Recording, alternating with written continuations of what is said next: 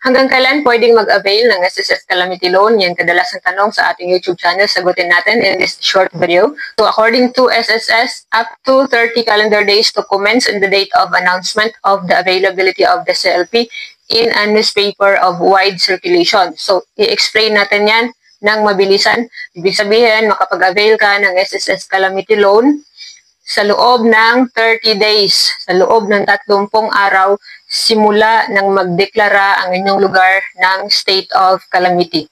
Halimbawa, kung ang inyong lugar ay nagdeklara ngayong August 1, within 30 days, pwede kang mag-avail ng SSS Calamity Loan. Pero tandaan, maraming requirements.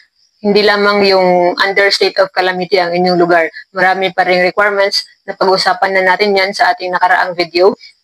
Pwede ninyong i-browse dito sa ating YouTube channel yung eligibility requirements para ikaw ay tanggapin or para ikaw ay makapag-loan ng SSS Calamity Loan.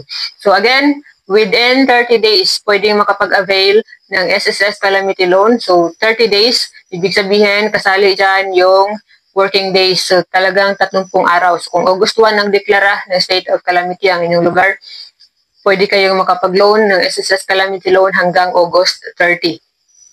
Kailangan yung pagdeklara ay yung official talaga, yung na-publish na newspaper, ganun, para siguradong legit. Yun ang basihan, yung official announcement ng inyong lugar.